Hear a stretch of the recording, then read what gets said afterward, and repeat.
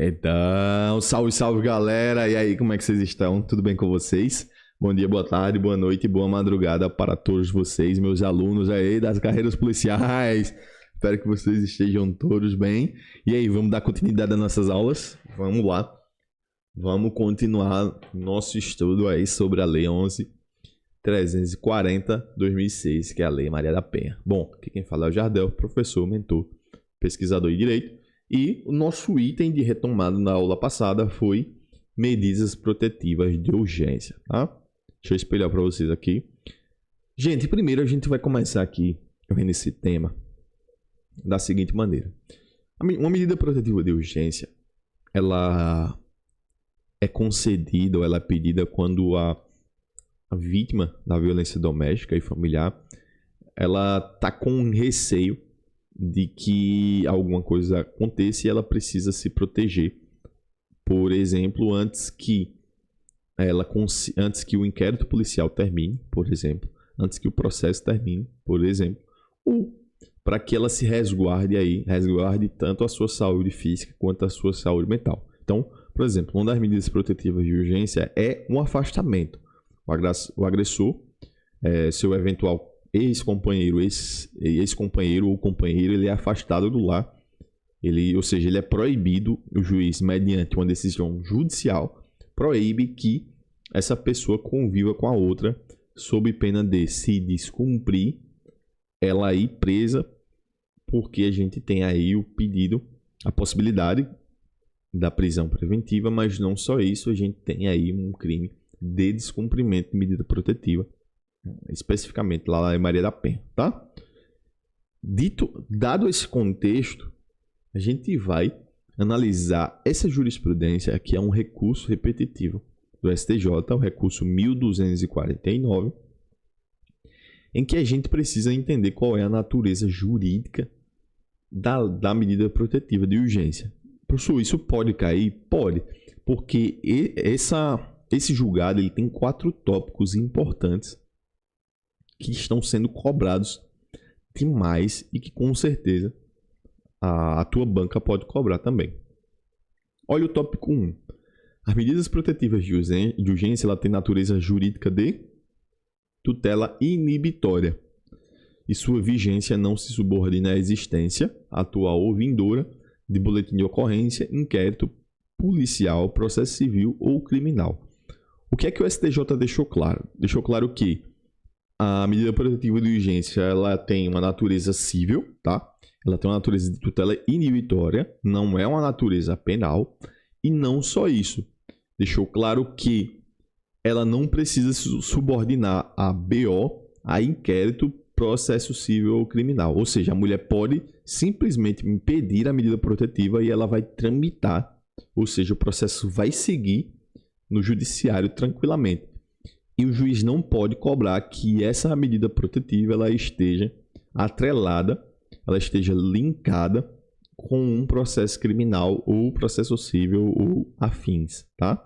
Vejam só que já no inciso 1, a gente já tem um ponto de cobrança muito tranquilo aí dos examinadores.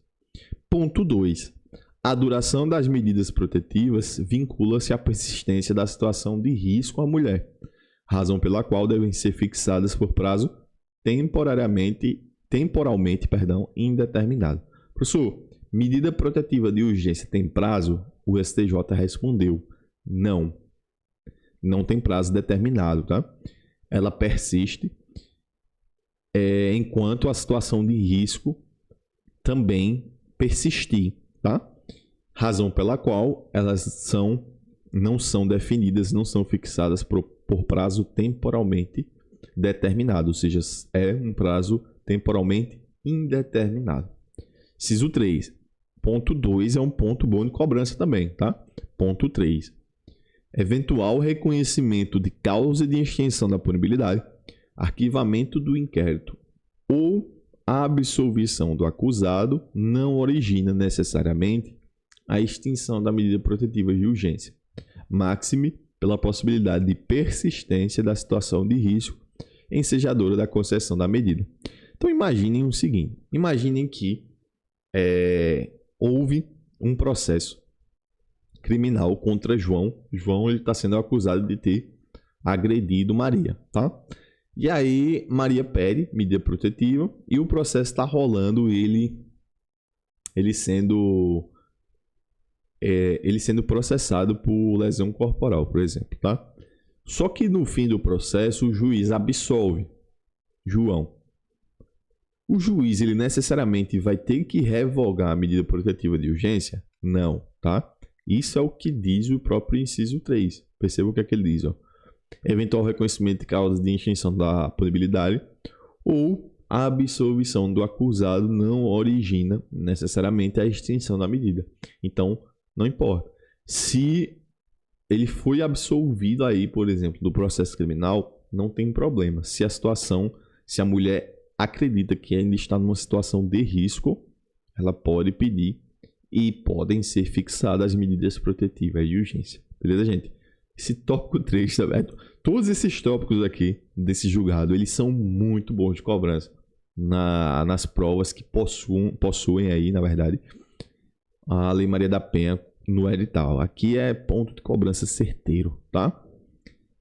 Ponto 4. Não se submetem a prazo obrigatório de revisão periódica, mas devem ser reavaliadas pelo magistrado de ofício a pedido do interessado, quando constatado concretamente o esvaziamento da situação de risco. O que acontece? Vocês leram comigo no inciso 3 que não tem prazo, não existe um prazo determinado. Só que essas medidas protetivas, elas podem ser reavaliadas pelo juiz aí, de ofício, ou seja, ele mesmo pode fazer isso, ou a pedido do interessado, quando se constatar o esvaziamento da situação de risco, ou seja, quando não houver situação de risco. A revogação, ela deve ser sempre precedida de contraditório, ou seja, para o juiz revogar, ele precisa ouvir a vítima e o suposto agressor, tá? Em caso de extinção da medida, a ofendida deve ser comunicada. Então, se essa medida for revogada, a vítima tem que ser comunicada dessa revogação, beleza? Então, percebam que o tema 1249, ele é um tema que com certeza vai ser cobrado na tua prova. Show? Vamos continuar aí. Já no próximo tópico, a gente vai entender quem pode pedir medida protetiva, né? O artigo 19 da Lei Maria da Penha deixa claro que quem pede é o Ministério Público aí, ou a ofendida, né? Ou a requerimento ou a pedido da ofendida, tá? Elas são concedidas pelo juiz. Por isso que o artigo 12C, ele tem extrema importância, né? Porque ele foge à regra, tá? Porque elas são concedidas pelo juiz. E elas devem ser concedidas imediatamente. Tem esse parágrafo primeiro do artigo 19, ele é super interessante. Essa parte de baixo, anotem no caderno de vocês, é o artigo 19, parágrafo primeiro.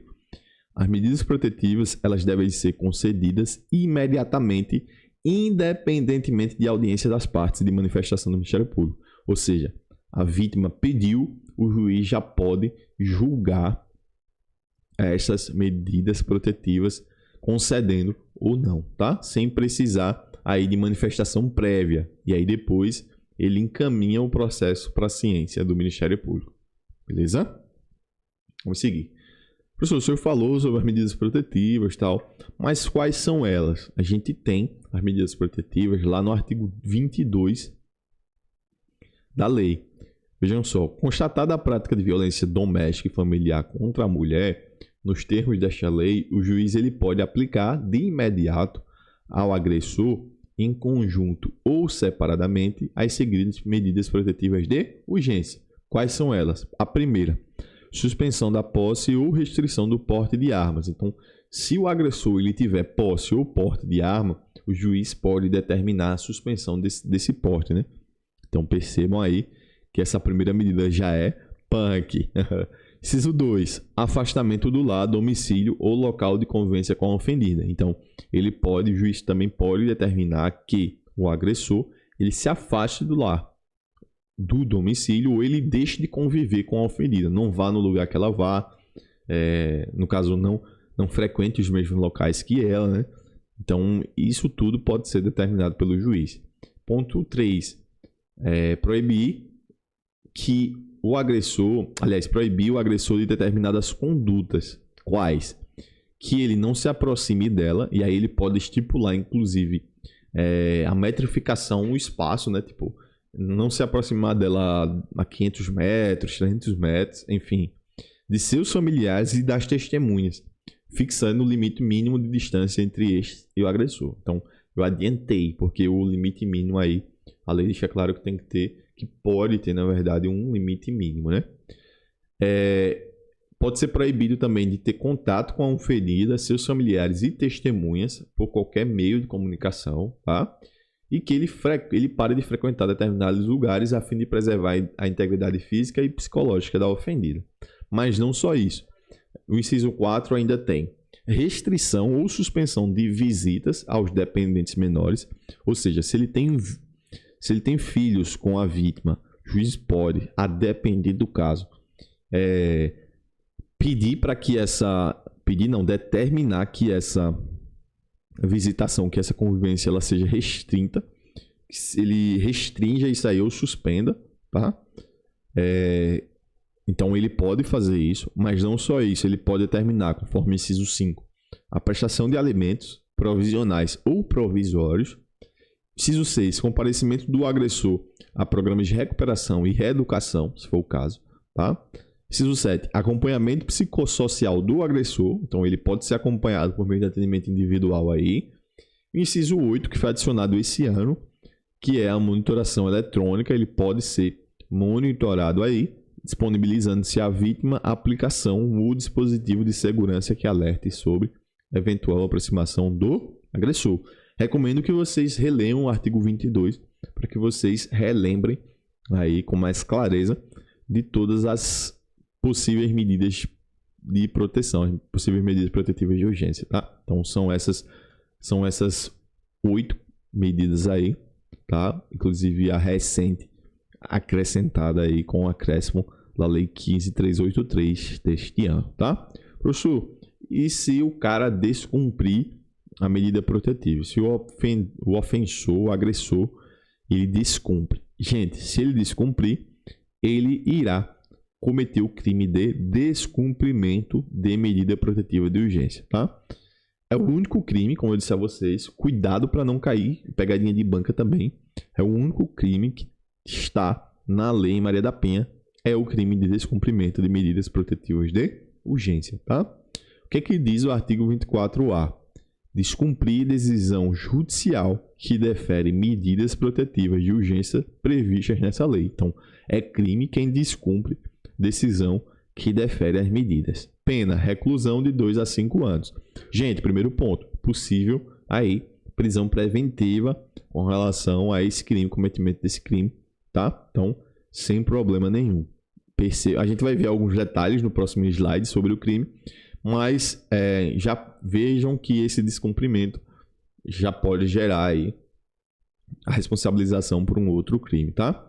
Parágrafo 1º, a configuração do crime depende da competência civil ou criminal do juiz que deferiu as medidas, tá? Parágrafo 2º, na hipótese de prisão em flagrante. Esse é um ponto interessante para cair na prova também. Quando houver o flagrante por esse crime, apenas o juiz ele pode conceder fiança, tá? O delegado ele não pode, a autoridade policial ele não pode conceder fiança na hipótese do flagrante desse tipo de crime. Então, só o juiz pode. Então, se possível a fiança, só o juiz pode conceder. Então, parágrafo 2º, anota esse parágrafo aí como ponto de cobrança também na tua prova. Parágrafo 3º, o disposto neste artigo não exclui a aplicação de outras sanções cabíveis. Esse parágrafo 3º também é ponto bom de cobrança na tua prova. Professor, por quê? Porque ele deixa claro que se a pessoa descumpre a medida protetiva de urgência, ele pode ser responsável pelo crime de descumprimento, responsabilizado pelo crime de descumprimento e pelo crime, por exemplo, que ele cometeu no momento em que descumpriu, se for o caso. Então, imagine que João ele tem uma medida protetiva deferida contra Maria. E aí, ele descumpre essa medida. De que forma? Ele chega perto de Maria e ameaça ela. Então, o João ele responde pelo crime de ameaça, porque ele ameaçou Maria naquele momento e em conjunto com o crime de descumprimento de medida protetiva de urgência. Então, esses dois crimes juntos, tá? Então, cuidado aí com o parágrafo 3º. O dispositivo do artigo 24A, ele não exclui a aplicação de outros crimes, de outras sanções, tá? Houve alteração, houve um acréscimo aí do parágrafo 4º também pela Lei 15.383 de 2026. Olha o que foi que a lei acrescentou. A gente tem a causa de aumento de pena do artigo 24A, em que a pena será aumentada de 1/3 até a metade, se o descumprimento ele decorre da violação das áreas de exclusão monitoradas eletronicamente ou da remoção. Então, primeiro, são duas situações. A primeira, se ele descumpre aí a monitoração eletrônica. Então, se ele descumpre, ele viola as áreas de exclusão monitoradas, ele já descumpre a medida protetiva com a causa de aumento de pena. Mas não só isso. Quando ele tenta remover, violar ou alterar o dispositivo de monitoração. Ou seja, quando ele tenta alterar aquele dispositivo que fica no pé dele, por exemplo, ele tenta quebrar a tornozeleira ou violar ou remover também, tem uma causa de aumento de pena. Então, ele descumpre a medida protetiva e esse descumprimento de pena ele tem um aumento aí de 1/3 até a metade, tá? Então, essa foi a alteração aí incluída na Lei Maria da Penha pela Lei 15.383. Beleza, gente? Por fim, eu tenho detalhes aqui que são legais, que podem ser cobrados na tua prova sobre o crime de descumprimento de medida protetiva, que só são 3 detalhes aqui que eu acho super importante falarmos sobre eles. Primeiro, sujeito ativo. Quem é que pratica esse crime? Bom, gente, sujeito ativo desse crime é um crime próprio, né? Então, somente a pessoa que foi imposta, né? Então, exige-se aí uma qualidade especial do agente. Ele deve ser o sujeito passivo da medida protetiva anteriormente imposta, né? Então, ele tem que ser a pessoa intimada aí da medida protetiva de urgência. Ponto 2, o resultado. Esse crime é crime formal, tá, gente? Professor, o que é crime formal? É quando o crime ele se consuma aí no exato momento ou no exato instante em que o agente ele descumpre a decisão. Então, o simples descumprir, se ele descumpre o que está disposto na decisão judicial, ele imediatamente já consumou o crime, tá? Independentemente de haver uma nova agressão física ou verbal contra a mulher. E o ponto final é que a ação penal é uma ação penal pública incondicionada, tá, gente? Então, espero que vocês tenham curtido. Esses foram os nossos tópicos sobre a Lei Maria da Penha, que vocês podem tranquilamente ir para a prova de vocês da Polícia Militar com uma bagagem muito boa de jurisprudência, tá? É uma bagagem boa aí para acertar boas questões com os principais pontos, os principais tópicos que penso que serão muito, muito, muito cobrados, porque as bancas estão curtindo demais cobrar isso aí, beleza? Espero que eu tenha te ajudado, espero que você tenha curtido. Se você gostou, deixa o like, se inscreve no canal, compartilha e me dá um feedback aí. Me segue lá no Instagram também, @jardel_rferreira. Tamo junto, bons estudos e até a próxima. Tchau, tchau.